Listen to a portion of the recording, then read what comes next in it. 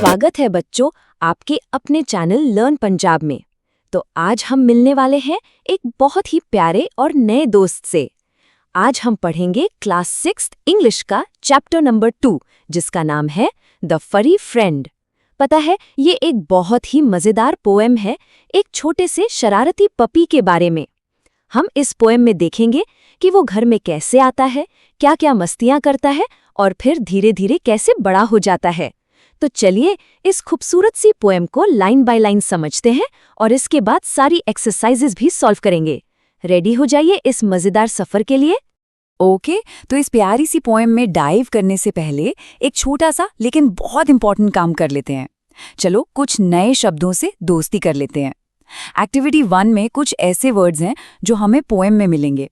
अगर हम इनका मतलब पहले ही समझ लेंगे ना तो पोएम पढ़ने में और भी ज्यादा मजा आएगा और सब कुछ एकदम पानी की तरह साफ समझ आ जाएगा। तो आर यू रेडी? चलिए शुरू करते हैं। तो हमारा सबसे पहला शब्द है टमी।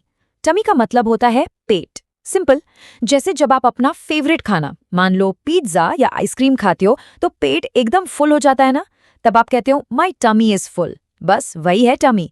इस पोएम में भी पपी के लिए कहा गया है कि खाना खाने के बाद उसका टमी फुल हो गया है। अच्छा, अगला वर्ड है निबल्स। निबल्स का मतलब होता है छोटे छोटे जेंटल बाइट्स लेना, मतलब कुतरना। सोचो, एक होता है एप्पल का एक बड़ा सा बाइट लेना और एक होता है जैसे एक स्क्विरल या रैबिट धीरे धीरे कैरेट को कुतरता है। उसी को निबल करना कहते हैं, मतलब किसी चीज को छोटे छोटे टुकड़ों में खाना। अब है टेयर डाउन। इसका मतलब होता है किसी चीज को बिल्कुल फाड़ देना या तोड़फोड़ कर देना, उसको डिस्ट्रॉय कर देना।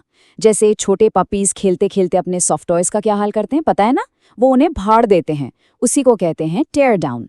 The puppy loves to tear down his toys. अगला वर्ड तो बहुत कॉमन है, कॉन्वर्सेशन। इसका मतलब है बातचीत। जब दो या दो से ज्यादा लोग आपस में बात करते हैं उसे ही कॉन्वर्सेशन कहते हैं। जैसे आप अपने फ्रेंड से लंच ब्रेक में बात करते हो या जब आपके पेरेंट्स आपस में बात करते हैं, वो सब कॉन्वर्सेशन है। इसके बाद है एक phrase quick on his feet. इसका मतलब है बहुत फुर्तीला होना, बहुत तेजी से रिएक्ट करना। जैसे आपने किसी क्रिकेटर को फील्ड पर देखा है, बॉल को पकड़ने के लिए वो कितनी तेजी से दौड़ता है, वो क्विक ऑन हिज फीट है, यानी बहुत चुस्त और फुर्तीला। अब आते हैं फस पर। फस का मतलब होता है छोटी सी बात पर बहुत ज्यादा हंगामा करना, नाटक करना, ताकि सबका अटेंशन आपकी तरफ आ जाए। कभी देखा है छोटे बच्चों को टॉय शॉप में मुझे वही टॉय चाहिए कहकर जमीन पर लेट जाते हैं? बस उसी हंगामे को कहते हैं टू मेक अ फस। अगला शब्द है ग्राउल्स। ग्राउल वो घ्र वाली आवाज होती है जो कुत्ते अपने गले से निकालते हैं जब वो गुस्से में होते हैं या अपनी किसी चीज को बचा रहे होते हैं। इसको हिंदी में कहते हैं गुर्राना। ये एक तरह की वार्निंग होती है कि हे मुझसे दूर रहो। इसके बाद है फ्राउन। फ्राउन का मतलब होता है गुस्से में या जब हम कुछ सीरियस सोच रहे होते हैं तो अपनी आईब्रोज को सिकोड़ लेना, जिसे हम त्योरी चढ़ाना भी कहते हैं। जब आपकी मम्मी आपसे किसी बात पर नाराज होती हैं तो उनके माथे पर जो लाइंस आ जाती है ना, उसे एक्सप्रेशन को फ्राउन कहते हैं। और हमारा आखिरी नया शब्द है ट्रीट। ये तो सबका फेवरेट वर्ड होगा। ट्रीट का मतलब होता है इनाम, खासकर कोई खाने की चीज जो खुशी के लिए दी जाती है। जैसे जब आप एग्जाम में अच्छे मार्क्स लाते हो तो आपके पापा चॉकलेट दिलाते हैं ना, वही आपकी ट्रीट है। चलो इस टॉपिक का एक सुपर फास्ट रिवीजन कर लेते हैं। हमने सीखा टमी यानी पेट, निबल्स यानी कुतरना, टीयर डाउन यानी फाड़ देना, कॉन्वर्सेशन यानी बातचीत, क्विक ऑन फीट यानी फुर्तीला, फस यानी हंगामा करना, ग्राउल्स यानी गुर्राना, फ्राउन यानी गुस्सा दिखाना और ट्रीट यानी इनाम। बहुत बढ़िया, अब हम पोएम के लिए बिल्कुल तैयार हैं। वैसे अगर आपको अभी तक सब कुछ अच्छे से समझ आ रहा है तो जल्दी से इस वीडियो को लाइक कर दें और चैनल को सब्सक्राइब कर लें ताकि आप आगे कोई भी चैप्टर मिस ना करें।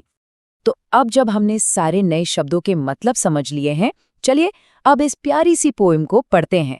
देखते हैं कि ये फरी फ्रेंड यानी ये रोए वाला दोस्त आखिर है कैसा। कविता का नाम है माय फरी फ्रेंड।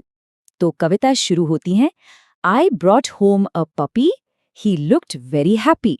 यानी जो कवि हैं वो कहते हैं कि मैं घर पर एक छोटा सा पपी लाया और वो बहुत खुश लग रहा था। Soft brown eyes, is very small in size. उसकी आंखें बिल्कुल नरम भूरे रंग की थी और वो साइज में मतलब आकार में बहुत ही छोटा सा था। जरा इमेजिन करके देखो, एक छोटा सा पपी कितना क्यूट लग रहा होगा, है ना? अगला स्टैंजा है black and white स्लीप्स day and night. मतलब उस पपी का रंग काला और सफेद था और वो बस दिन रात सोता रहता था, जैसे छोटे बच्चे करते हैं। फिर आगे लिखा है as small as a rat but has a tummy so fat. वो इतना छोटा था जैसे कोई चूहा हो, लेकिन उसका पेट यानी टमी बहुत मोटा था। ये कितनी मजेदार बात है ना, खुद तो इतना छोटू सा पर पेट एकदम गोलमटोल। अब देखते हैं उसकी शरारतें। Always ready to fight and happy to bite. मतलब वो हमेशा खेलने वाली लड़ाई के लिए रेडी रहता था और हर चीज को अपने दांतों से काटने में उसे बड़ा मजा आता था। Nibbles like a mouse Yeats whatever he finds in the house. वो एक चूहे की तरह हर चीज को कुतरता रहता था, चाहे चप्पल हो या न्यूज़पेपर, और घर में उसे जो भी मिल जाता वो झट से खा जाता था। बड़ा ही शरारती पपी है ये। चलिए आगे बढ़ते हैं। He makes a funny noise when he tears down his toys. जब वो अपने खिलौने फाड़ता था तब वो अजीब सी मजेदार आवाज निकालता था। He loves to be part of the fun and listens to our conversation. और पता है, उसे हर मस्ती मजाक का हिस्सा बनना बहुत पसंद था और ऐसा लगता था जैसे वो हमारी बातों को, हमारी कॉन्वर्सेशन को बड़े ध्यान से सुन रहा हो। इसके बाद he comes and sits between us and makes a फस। जब भी लोग आपस में बैठकर बात कर रहे होते, वो बीच में आकर बैठ जाता था और हंगामा करता था ताकि सब उस पे ध्यान दें। You ask him to go, he growls loudly to say no. और अगर कोई उसे जाने के लिए कहता तो वो प्यार से नहीं बल्कि जोर से गुर्राकर नहीं कहता था। देखा कितना जिद्दी है, उसको सारी अटेंशन चाहिए। और आखिरी स्टांजा में नाउ फुली ग्रोन। अब वो पपी पूरी तरह से बड़ा हो गया है। अब उसकी आदतें भी थोड़ी बदल गई हैं।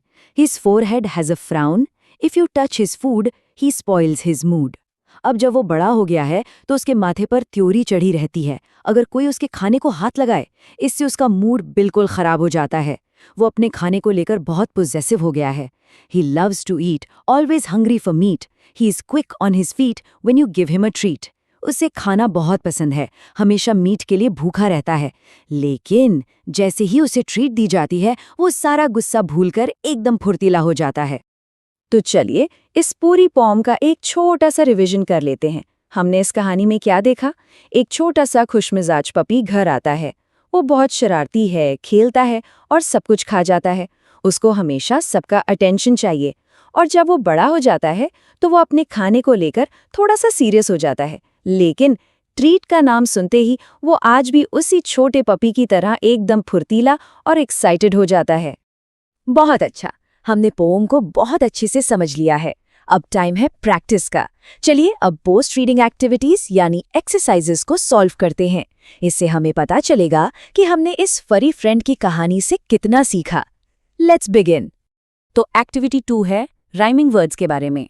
राइमिंग वर्ड्स यानी वो शब्द जिनकी आखिरी आवाज एक जैसी होती है, जैसे कैट और हैट। हमें कविता में से इन शब्दों के राइमिंग वर्ड्स ढूंढने हैं। पहला है बस, दूसरा है लाइट और तीसरा है नीट। जरा सोचिए कविता में कौन से शब्द इन जैसे साउंड करते थे? चलिए अब आंसर्स देखते हैं। बस का राइमिंग वर्ड कविता में है फस। सुनिए, बस, फस, दोनों उस साउंड पर खत्म हो रहे हैं। लाइट के लिए तो हमें 3 वर्ड्स मिलते हैं, फाइट, बाइट और नाइट। देखा, सबकी आखिरी आवाज आइट है। और नीच के लिए भी 3 वर्ड्स हैं, मीट, ट्रीट और फीट। सभी ईट साउंड पर खत्म हो रहे हैं। परफेक्ट। अब आते हैं एक्टिविटी 3 पर। यहाँ हमें कुछ वर्ड्स दिए गए हैं और हमें इनका इस्तेमाल करके सेंटेंसेस बनाने हैं। इन शब्दों का मतलब तो हम पहले ही सीख चुके हैं, तो अब इनको सेंटेंसेस में यूज करना बहुत आसान होगा। चलिए देखते हैं। ये रहे कुछ एग्जाम्पल सेंटेंसेस। पहला, conversation. We had a long conversation about our favourite cartoons. हमने अपने पसंदीदा कार्टून्स के बारे में लंबी बातचीत की। दूसरा, frown. The dog has a frown on his face when you touch his food. जब कोई कुत्ते के खाने को छूता है तो उसके चेहरे पर गुस्सा दिखता है। तीसरा, tear down. Be careful or the baby will tear down your block tower. ध्यान रखो कहीं बच्चा तुम्हारे ब्लॉक टावर को तोड़ ना दे। और चौथा, quick on feet. The cat is quick on its feet when it sees a mouse. बिल्ली चूहे को देखते ही बहुत फुर्तीली हो जाती है। Great job! आप सबने ये चैप्टर सफलतापूर्वक पूरा कर लिया है। हमने एक प्यारे से पपी की कहानी पढ़ी और बहुत से नए शब्द भी सीखे।